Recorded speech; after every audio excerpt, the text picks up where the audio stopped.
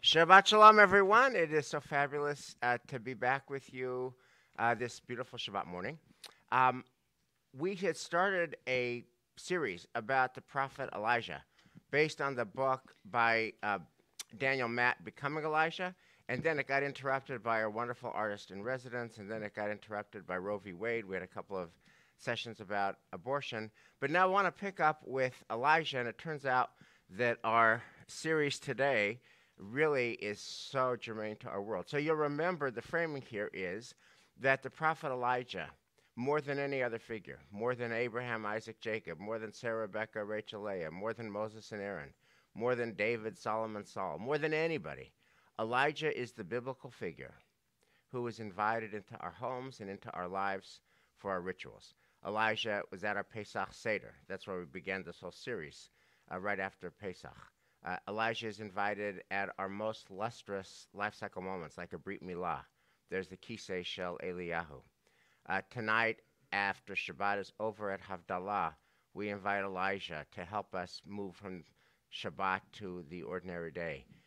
Every time we do Birkat HaMazon, we remember Elijah, ask God to bring and deliver Elijah. Elijah, Elijah, Elijah. Marsha, Marsha, Marsha, as they used to say in the Brady Bunch. And the question is why, and when you look at biblical Elijah, which is what we did a few weeks ago, biblical Elijah is full of zeal, kino kineti, full of zeal for God, full of anger, righteous anger. It's an angry prophet.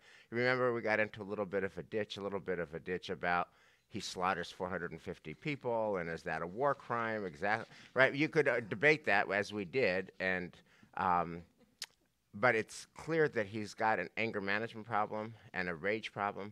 So what is it about this Elijah that we are inviting into our homes and lives? And then, as Daniel Matt points out, because Elijah doesn't die in the Bible, it never actually says he died and was gathered up to his ancestors. He's taken up to heaven in a fiery chariot. In the rabbinic imagination, Elijah's kind of hanging out in heaven, and he comes back to earth. And he comes back to earth to help vulnerable people at a vulnerable time. So today we're looking at rabbinic Elijah. It's a different figure. Biblical Elijah lived, let's say, around the year 900 before the Common Era. Rabbinic Elijah is in the year 70 after the Common Era. And I want to, we're going to take a look at his, one of the main stories in a minute, but just to say that Elijah is going to be super helpful to us because he comes to Jerusalem after the destruction of the temple. In other words, there was a world. There was a world where there was a temple and it stood and people would come in big numbers and they would bring their life moments and their life cycle moments and their sacrifices. And when they were happy, they would come. And when they were sad, they would come. And when they were broken, they would come. And when they were hopeful, they would come. And then the temple is no more. And then that world is no more. And there's one rabbi named Rabbi Jose who, for some reason, we'll have to talk about why, he's drawn to go to that broken world. He's drawn to go to that broken temple. And it's so dangerous that Elijah comes from heaven to talk to him about it and say, what are you doing here now? So, without further ado, I guess that's a lot of ado as it is, let's thank God for the gift of learning Torah together. Baruch atah Adonai Eloheinu melech haolam, asher kiddushanu b'mitzvotav v'tzivanu la'asok b'divrei Torah. V'harevna Adonai Eloheinu et divrei Toratcha b'finu u'b'fi amcha be'Yisrael. V'nihya anachnu v'tzatza'enu v'tzatza'ei amcha be'Yisrael. Kulanu yod'ei shemecha v'lomdei Toratecha lishma. Baruch atah Adonai hamelamed Torah la'amo Yisrael. Baruch atah Adonai Eloheinu melech haolam, asher bachar banu mikol ha'amim, v'natan lanu et Torato. Baruch atah Adonai noten ha'Torah. So let's just get straight into the story. This is the story of the rabbi drawn to the ruins, where Elijah is so concerned that Elijah comes from heaven to encounter him. And it is, what we're going to do is a short story. We're just going to read it real quick like, so that we're all on the same page if you haven't had a chance to study it yet. And then we'll talk about the different issues it raises. The story is framed by a rabbi talking about how God must feel now that God's house is ransacked. Now that God's house is destroyed, how does God feel about that fact? And then that launches this story. So, Eliza, will you pick up on page 382? We'll just read real quick, like the whole story. The Gemara quotes a teaching of Rav. The Gemara quotes a teaching of Rav that elaborates the subject of God's roaring. Rabbi Yitzchak bar Shmuel said in the name of Rab, "The night consists of 3 watches, and at each and every watch the Holy One, blessed be God, sits and roars like a lion, and says, 'Woe to the children, because of whose sins I destroyed my temple and burned my sanctuary and exiled them among the nations of the world.'" Right. So our first move here is divine pathos. God has feelings. God has an inner life. And God is roaring like a lion. Hold on to that because there's going to be 2 more depictions. Elias, will you pick up with the Gemara cites a related incident? Yeah, it was taught in Baraiza, whatever that name is. Rabbi Yossi said, "I was once traveling on the road, and I entered in pages on the ruins of Jerusalem to pray. Elijah, the prophet who is remembered for good, came and waited for me at the entrance of the ruin until I finished my prayer. After I finished my prayer, Elijah said to me, 'Peace unto you, my teacher.' And I responded to him, 'Peace unto you, my teacher and master.' And he said to me, 'For what reason did you enter this ruin and place yourself in a state of danger?' And I said to him, 'To pray.' And he said to me, 'You should have prayed on the road and not have entered the ruin.' And I said to him, 'I did not pray on the road, for I was afraid that passerby might interrupt me.' And he said to me, 'In that case, you should have prayed the average prayer.'" Okay, Dan, keep going. Before continuing to relate his dialogue with Elijah, Rabbi Yosef pauses to comment. "At that time, I learned from Elijah the following 3 things. I learned that one should not enter a ruin, and I learned that one may pray on the road, and I learned that one who prays while on the road should pray the abridged prayer." And Michelle? Want to finish it up? Oh, fine, Dan. Okay, go on. Yeah. Rabbi Jose returns to the dialogue between himself and Elijah. Oh, Jose, can you see? And Elijah said to me, "My son, what sound did you hear when you were in this ruin?" And I said to him, "I heard a heavenly voice that was cooing like a dove, and saying, 'Woe to the sons, because of whose sins I destroyed my house and burned my temple, and exiled them among the nations of the world.' And Elijah said to me, 'By your life and the life of your head, not only at this moment that the heavenly voice says this, but on each and every day it says this 3 times. And not only this, but at the time that the people of Israel enter the synagogues and houses of study and respond in the Kaddish, may his great name be blessed. The Holy One, blessed be he, shakes his head and says, 'Fortunate is the king who is praised this way in his house. What is there for the father who has exiled his sons, and woe to the sons who have been exiled from their father's table.'" Good. Thank you, Dan. So that's the story. So there's a bunch of aspects that I pointed out in the teaser. I want to start with the one that's kind of a through line on this story, which is there's a lot in here about what Abraham Joshua Heschel called divine pathos, which is that God has feelings. God has an inner life. And it starts with God roaring like a lion. Second one is God cooing like a dove. And it ends with God shaking his head like a resigned parent. So first I want to start with the divine pathos. What is that doing here? And what is the message of it in the context of this story? And then, of course, the obvious subtext for all of this is that we're living in 2022 in a changed world. The world that was definitely is no more. There's the pre-COVID world and the COVID world. Obviously, it's 2 different worlds. And so that's why I was drawn to this story. This is a story about a lost world. This is a story about trying to make your peace with a very different world, and all that stirs a lot of feelings. So first question is God in this context, and then the divine pathos in our own context. Mr. Ness? I'd start by just saying that we, as humans, cannot imagine the divine. We can imagine, but not really get close to the divine. So therefore, in complex situations like this, we have to then imagine how we are feeling and the reactions that we have. The destruction. We are crying. We're roaring. We're so angry, right? And then we are, like we just can't know what to do. V'nachnu lo nid'a ma na'aseh.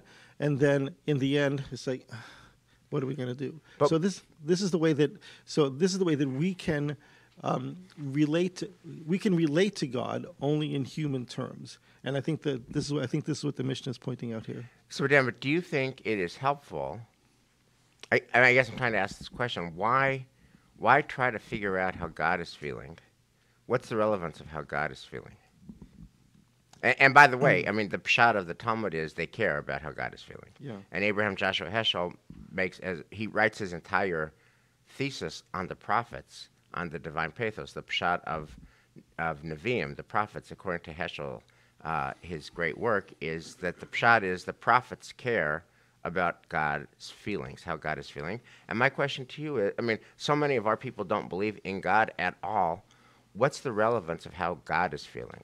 I mean, Like, who cares how God there is are feeling? some very important times in Jewish history that we learn as kids. In one of them, it says here that basically the temple got destroyed because of the sins of the Jewish people. And who can destroy the temple? God. God is the one with his feelings said, I'm going to destroy the temple because of the sins of the Jewish people. So it's completely natural that the prophets would think that that is the reason that they have to think about how God feels because of fear. Again. So does that? Thank you, Lars. So I want to come back, Dan, because there's a dangling piece of wisdom from what you said. I want to come back to it. Do we care about how God feels?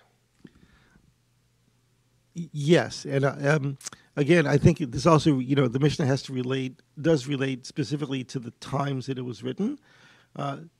So I think that in those times, and if we look at gods of other peoples, the gods of other peoples are in the heavens and uncaring about human beings. We think of the Greek gods; they don't really care. The Roman gods, they don't really care. God of Israel cares. I think that's part of an underlying tone of what's going on. Who among us doesn't care about what God thinks? Well, so I do. So that's the interesting question here. What's so fascinating about this text for me is that it takes place in the midst of a pretty dry halachic conversation. I mean, the conversation is, when are the 3 watches? How do I determine when it is I should pray and how long my prayer should be and where I should pray? So we got when, where, and how that we're just trying to figure out here. And you have this very evocative, very mystical story in the midst of it. And I think it gets exactly to your point, Elias, which is, one way to look at all of this is that the theology of the destruction of the temple means that you're wasting your time, right? You figure out the watch, when are you supposed to pray, whatever. God's not listening. God's not here. But when we have this little story that says, actually, there are some times where God is close, where God is listening, where God is present. And this story of the ruin tells me that God is still here and still with me. Alisa, do you think that the divine pathos, which is such a big Talmudic category here and a biblical category with the prophets, do you think the divine pathos is a category that matters to the members of Temple Emmanuel in May of 2022? Isn't that a question for them? Yeah, so it's interesting. Well, you're a member of Temple Emmanuel, and you talk to a lot of our members. I don't know. And I think that what's interesting for me about this is the space that Rabbi Yossi or Rabbi Jose is at, in that he goes back to the site of the destruction. And what's so interesting to me about that moment is when he's in the place of destruction, God's pathos in some ways recedes. Like, it goes from being a roaring of a lion to being a cooing or a purring of a dove. And it feels like there's a way when he faces the destruction, when he faces that loss, when he faces that intensity, God's experience and God's emotional experience kind of recedes for him, and he's facing his own experience. What draws Rabbi Yossi to go to the ruins? Which is obviously, I mean, the whole premise of the story is it's dangerous. It's so dangerous that Elijah has to come down from heaven and warn him. Why is he drawn to pray in a place of danger? Mourning. He's mourning. He actually misses the place. He has an emotional attachment to and so many memories, and he's missing it. And I think If you allow me, I'd like to go back a little bit about what do we think of God. Yeah, sure. Can I? Please. You All right. care about God's faith, though. Yeah, no. Let me tell you a personal experience, and I want your opinion on this, and I want your reflections on this. Go for it. Every time I'm about to fly to Argentina, I'm praying the silent Amida. Okay, silent. I mean, in quotes, silent Amida, because people don't stop talking.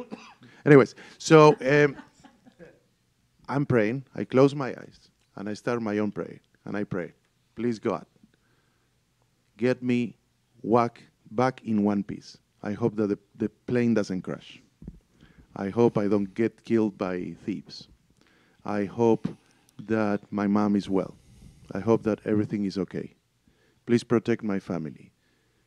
And then I go and I think, I'm not a bad person, God. You know, I do well. Please hear me out. So in a way, I'm definitely caring about what God is thinking about me and if he's going to reward me with all these actions or not. And you may say, I only care about what other people think of me and not what God think of me. But the other people don't have the power that we believe that God has over our lives. So what do you think of that? I get to be in this chair and I ask questions, like you last week. Yes. Yeah. I mean, that's tefillat haderech. I do that every time I get a car. You believe what God thinks of you. Yeah, but But is what's that so pathos? interesting, right? So what's so interesting about this text is that it's so focused not only on what we think that God thinks of us, but what God thinks and how God experiences us. It's from a God's eye view, and I think that what you describe, Elias, is so real, but that longing to see, to understand, to recreate a relationship with God that felt like it was a pinnacle, like you could really hear God, you could really see God. I mean, you and I have been to ruins together as we marched across Poland, and you with our people as we went to Israel. I mean, my daughter is right now in Israel. You asked, why pray in a ruin? I don't know. We do that all the time. That's literally what we do. We go visit the ruins of ancient temples and we pray there. We pray to a wall because it is the manifestation of a time when we were close to God and where we could hear that roaring of a lion and the cooing of a dove as easily as Rabbi Yossi does. The other Alisa, thing, please, what do you feel about this? well, I was just going to say, his own experience is he goes to the ruins not because he wants to come to God, not because he wants, he's not avoiding God, but he's trying to pray, but not because he's trying to hear God, but because he feels like being in his everyday life, he'll be interrupted. And that feels like a really interesting teaching that his reason for going into the site of the deepest trauma of the Jewish people is for focus. And that to me is just so fascinating because I think about my own experience with Chorban, with loss. I don't necessarily experience those places of profound loss as being places where I'm actually able to focus. I find that to be like those spaces, all I can focus on is the destruction, not on God, not on my prayer. I'm just in a space of destruction. What do you think? And then just one more thing, which is interesting when you actually look at the text and what the Gemara's explanation is that there's a concern. What are the concerns? The concerns are a physical concern because you might be seduced. There might actually be like lovely harlots waiting there for you in the ruins. You might have it collapse on you, or there might be demons. But it's like a very interesting. The thought of the Gemara is like either physical danger or metaphysical danger, but not the kind of danger we would think about in that area. So let me respond to both of your points. I'll start with yours, Aliza. It is interesting that Rabbi Yossi goes to the ruins to pray because he needs a focus and to be not disturbed and to be not distracted. And what's so interesting is that's obviously a legitimate mode of prayer, and for the most part, so not our mode of prayer. My sense, I am focused on the members of Temple Emmanuel, and from talking to them over the years, most of our members don't really believe in God. In fact, I got 1,000 emails from the New York Times article about it was written by a father whose kid is having a bar mitzvah, and the title of it, this is a few weeks ago, which is like, how do you pray to the God you don't believe in? And this father writes that his kid doesn't believe in God, and this father writes, I don't believe in God, and yet they're finding deep meaning in the bar mitzvah ceremony. This was just a few weeks ago, and so many people sent me this, and so many people sent me this with the note that, yeah, that's me. Like, I come to shul to pray to the God that I don't believe in, and why do I come? I come because I'm with other people who are praying to the God that they don't believe in, and therefore there's something special, something intangible, something I can't quite explain, but there's something that feels helpful to me. But it's about community. That's the main word. Our God is community, and so it's just a different mode. I wanted to observe that. Rabbi Yossi is not about community, it's about God. I think our people are, God is not necessarily driving it, it's community, it's a search for something that's sacred that they can't find alone. So I wanted to observe that difference. Elias, in terms of your beautiful prayer, and what an amazing son that you get on that airplane and you travel 24 hours from door to door to be with your mother for several days and then travel 24 hours to be back here. So I would say that like spiritual resources are really important. And when you go on a plane and you go on that journey, any spiritual dimension that will give you strength is a beautiful thing. That's what I think. Do you have moments like that? I do all the time. But it's, yeah, so I can definitely relate to that. I think it's very powerful, and I think all of us in our own way, we do. I want to get at this question of longing that Rabbi Yossi has, that he needs to get to the temple that doesn't quite exist anymore. And it just kind of cries out to me. There's this, rabbinic phrase that cries out, Darsheni, interpret me, interpret me. The notion of a person of faith going to a place that's not what it was, that might even be dangerous, but he's drawn to it to pray. And it evokes longing, it evokes yearning, it evokes a sacred search for the sacred. What does that say to us now, where people have so much skittishness about coming back to shul? I mean, I couldn't read this without thinking about that obvious question. Well, what's so interesting here is that at least if you take his words seriously, he wasn't actually going to the ruin. He wasn't going to seek out that sense of connection and deep understanding that happens in a ruin. He was actually going somewhere else, and he was worried that somebody was going to stop him along the way. And so he slips in there thinking that it's going to be, oh, look, here's this place. And the reason I bring that up is I think for so many of us, like, we think we're going to a different place, and we think this place here, Temple Emmanuel, 385 Ward Street, is not the place we're going. But I've seen again and again and again in these recent weeks people who have come back and they have kind of veered off the road and come inside, whether because of they're praying for somebody who has an illness, or they are in mourning, or they're having a simcha, or some kind of an external force that brings them here, and they say, wow, I didn't know I needed this. Yeah, can we just double click on that? Because that is just that has also been my experience of people who people who have not been at the temple for 2 years, and then they have a loss, and then they come every night to the evening minyan, or they come every morning to the morning minyan, and they find it really helpful. And the same thing happens every Shabbos with bar and bat mitzvah families. They haven't been here, and now they have their day, and they come with their masks, and they have it, and it's really a simcha, etc. So what do we learn from all that? And how do we make the shul, as hospitable and wonderful a home in this new weird age as possible? Dan? I think in Rabbi Yossi's case, I think for him to go to the ruin, I think is a manifestation of hope. Manifestation. You go to a place that looks like it's hopeless, but he goes and tries to encounter God's deepest presence in that place. And I think that maybe, I don't know how to exactly message that to our members. And of course, Temple Emmanuel is not in a ruins, thank God, Baruch Hashem, but just the idea that coming here is an act to come back into the building, to come and pray with us physically, with everybody, not just us, but with everybody, is a matter of being hopeful for the future, despite the complexities in which we are living now. I think also Elijah's voice is a really interesting voice in this context, that so many of us have this voice that's like, ugh, I don't believe, ugh, I don't want, ugh, it's early, ugh, it's far out of my way, ugh, I have drop off or sports or this or that or all these things. And Elijah's coming in and being like, what are you doing? Like, why are you going back there?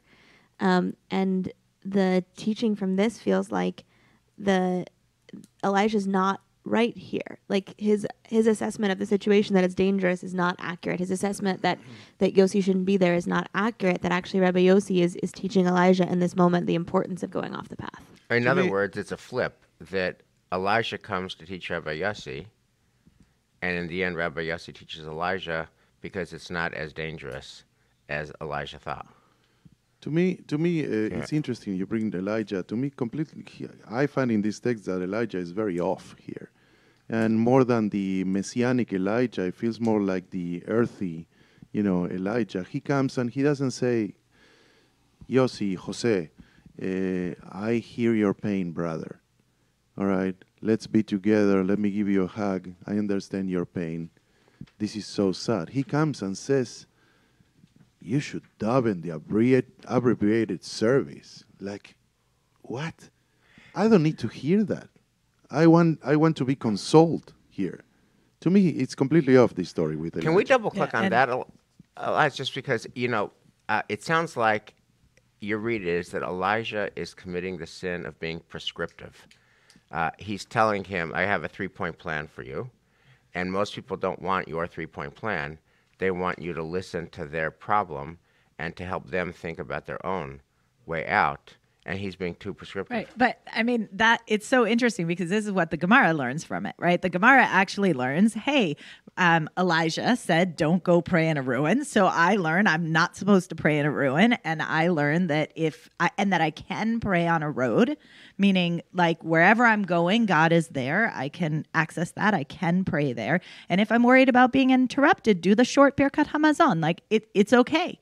We can abbreviate our services. And so we do, not only Elijah misses like the deep, profound spiritual, like you just talked to God, right? Not only Elijah misses that, our entire tradition continues on to take sort of the practical lessons out of it rather than a spiritual lesson. Right, but it's very cold the way he could be seen as very cold the way he acts. Right, or it could be a consolation like, guys, we can't do this all of the time. And back to your question about mourning a world that is lost, to say that, we got today, we got tomorrow. We've got to actually act in this world in a way that we're not drawn back, we're not drawn under by the pain of what we have endured and by the ruins Michelle of our and lives. Wes, specifically you, and you too, Alisa, and you too then, and me too. When you suppose that, God forbid, you've seen it, you've done it in Auschwitz, you've done it somewhere else. We have People prayed in a ruin. Staring at the ruins. The first thing you do is you put a hand on that person, and you say, "I'm here for you. We are experiencing this together. This is the pain we are experiencing." But Elijah is hey, what are you doing here? That's very- You should daven Kitzur. You should But daven, Elijah is Wes's voice. Hafalel Don't do go daven. back to Auschwitz. What are you doing here? Go and daven I Hafalel on think the there's- road. What is this, Jose? There's another way to read Elijah in that moment, because you could read him that he's being judgmental and critical. You can also read him that here's this guy who leaves the road, who goes into a place that, if you're reading the Gemara and you take its, I think, most seriously critique of the danger of the situation, that could collapse on top of him at any time. And he puts himself in physical danger because he feels such an obligation to this God.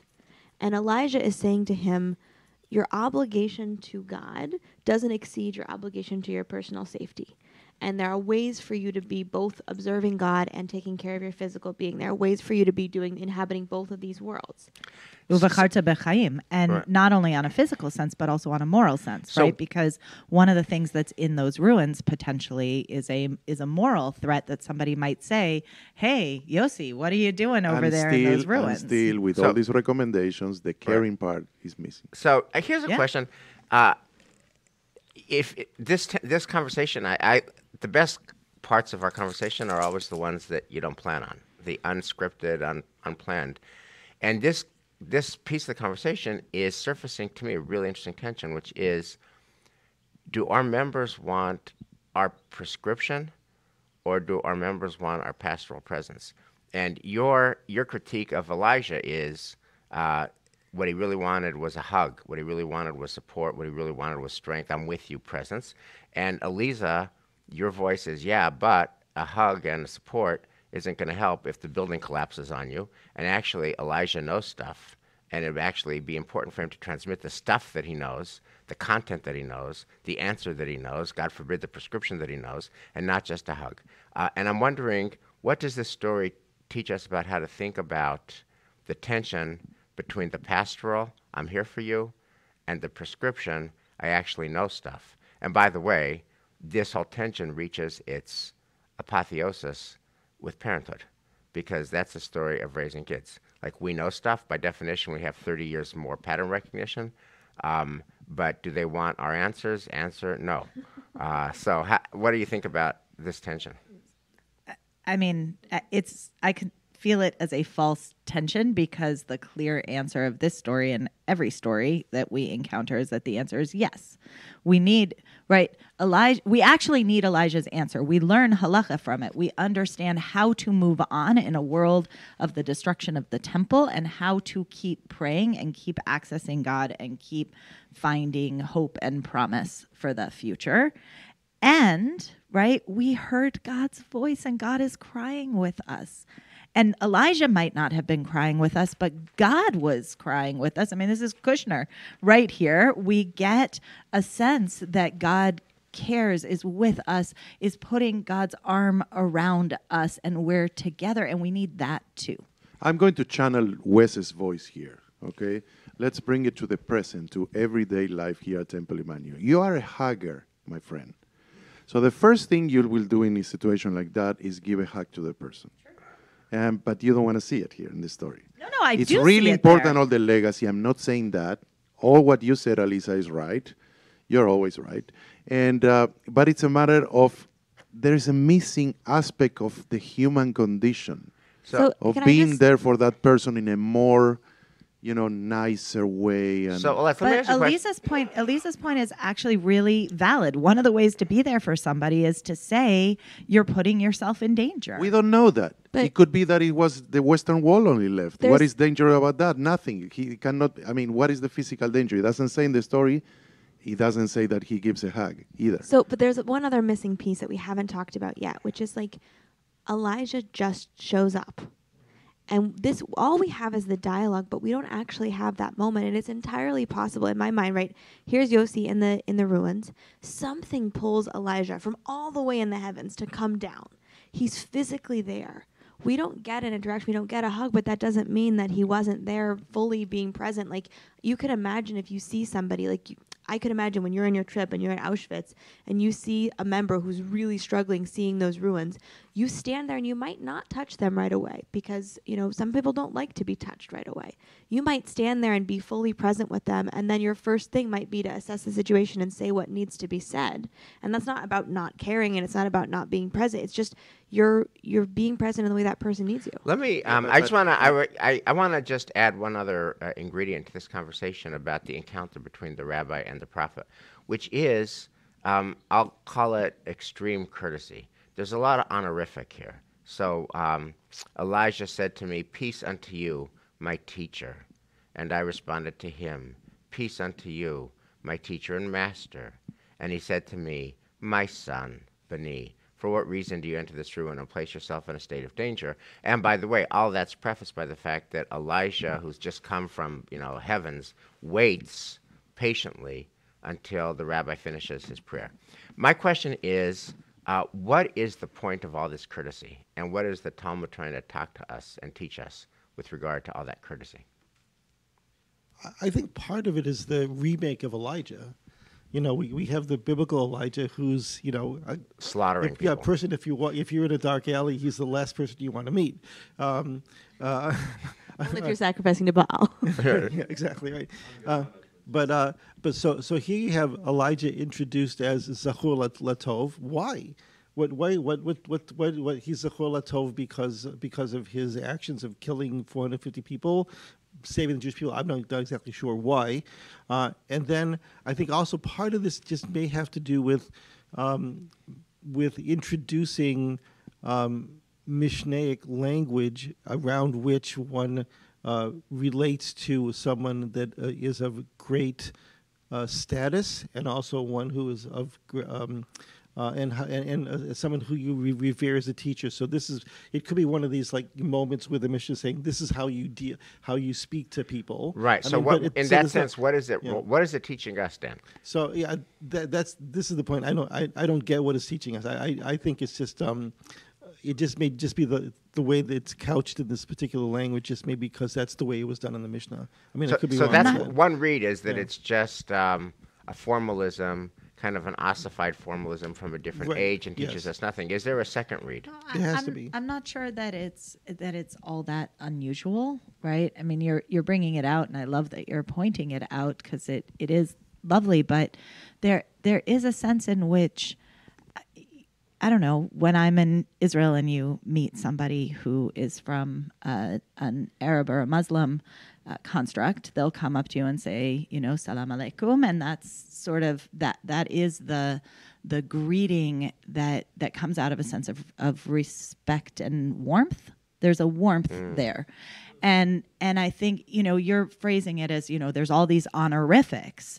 But to me, I actually read it as there's a warmth there. Right. There's a seeing of the other person. Yeah. So to me, what hit me over the head with this piece was it's about civility and warmth and decency, which is so often lacking, both because of the hardness of our issues, the divisiveness of our issues, the ways in which we disagree about the issues, and how we communicate on social media, etc. There's just not the face-to-face, there's not the in-person, and so all that warmth and that human touch all goes out, and what you get is a lot of this. So to me, I thought that was a beautiful side point from this whole teaching. I want to end by just talking about, in some ways, the heart of the whole story, which is, Elijah says to him, hey, dude, you should feel free to depart from the Matbeah Shel Tefillah. Feel free to depart from the 3-hour and 45-minute Rosh Hashanah service. Feel free to depart from the 4-hour and 15-minute Yom Kippur service. That's not written in heaven. You gotta make the right move now for you. Prayer, like football, is situational, and pray a shorter prayer. What did you think about Elijah's voice, which, to your point, Michelle, the Talmud, kind of brings as halacha, and what's the obvious application of that to our time? I'm looking at Elias's face, and I feel like I have to give him the microphone first. No, he's speechless. Whoa, that's speechless. amazing. All right, let me try to articulate. The answer is that a 2-hour service for the holidays is the right answer. Correct, Elisa? So let me try to articulate perhaps a little on his behalf.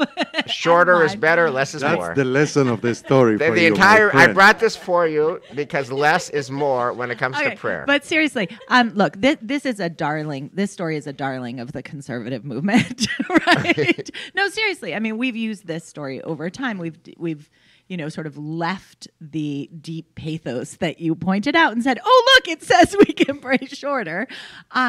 But really, I think one of the things is not just situational, but it's actually speaking about a dangerous situation. I think that's really different than, in life, it's often true that we need more than we think we need in order to get to where we need to go. He needed to go into that ruin to hear God's voice, even though that might not have been the thing that we would have on the surface have said. You know, Elijah saying, wait, don't go in there, pray a short prayer, just get on with your life. But there's something that he needs to connect to. And I think that's often true for many of us, most of us, if not all of us, that, you know, the more we encounter daily, weekly, high holiday prayers, and the deeper you go, the more you get. It's also just interesting. I was very much last year opposed to shortening the service, and the experience that I had, it feels in some ways similar to Rabbi Yossi, he apparently knows about the abridged prayer. How Elijah knows about the abridged prayer, I have no idea. But just to give people context, if you're not from Temple Manual, our high holiday services on Rosh Hashanah used to be 3 hours and 45 minutes. And because it was in the pandemic, and because even outside, Elisa and I did the outside service, people were going to be wearing their masks. And because my wife kept telling me, you have to shorten the service because people hate mass and nobody wants to sit in a mass service for so long, we went from a 4-hour service, a 3-hour and 45-minute service, to a 2-hour service, kind of on the theory of this. So keep going. But we didn't go so gracefully, some of us at least. I was very opposed to it and made that very clear. But what was interesting is that, you know, so here's Yossi's going in and he doesn't want to, he doesn't want to abridge his prayer. He wants to do the full thing. He really has this picture, and the story leaves us with like the takeaway, but doesn't leave us with his realization. And my own realization, like going into the high holidays, I just felt like every single decision about how to shorten the service was like painful as I was making like, ugh. And then we actually got to the first service and I was like, this is amazing. This is so great. We're actually singing. We're actually having this profound experience. Actually shorter feels better and feels different. And it allows, there's spaciousness. I can breathe. And it was just such an interesting awareness for me, having gone into it being like, no way are we shortening. I'm not shortening. Like, why are you making me do this? And then it actually turned out to be profoundly beautiful and profoundly spiritual and felt deeply moving. I love 3 hours and 15 minute service. I love them to the core. I enjoy every single minute of it. I don't want to shorten that because I strongly believe that prayer is not about time. Prayer is not, you do a Shabbat live service of 1 hour, people still come late. So an hour service is not the formula to have a successful prayer service. And people choose and people come. We see it every Shabbat morning. People come when they want to come. And they decide how long they are going to stay in the service. And so to me, that's not the moral of the story. Okay, so Rabbinic Elijah, enters the world and enters our world of challenge and vulnerability where we're trying to figure it out. Rabbi Yossi is trying to figure it out. We're trying to figure it out. Elias, I know that you have a song about Elijah, and I was wondering if you could frame it and sing it. Yes, so this is a beautiful text written 1,000 years ago. You have in the back of this song some explanation. I'm sorry, everybody, you don't have this text, but it's called Eli Eliyahu, and it was written by Abraham ibn Ezra, who was born in Tudela in Spain. He probably knew Jose in 1089 and right around 1164. It's a very popular song that it's chanted in the Abdallah ceremony of the Sephardic world, and the text appears in the Cairo Geniza. While I'm singing this song, colleagues, if you want, the literary interpretation in the back is fascinating, talking about each one of the paragraphs. And it goes something like this.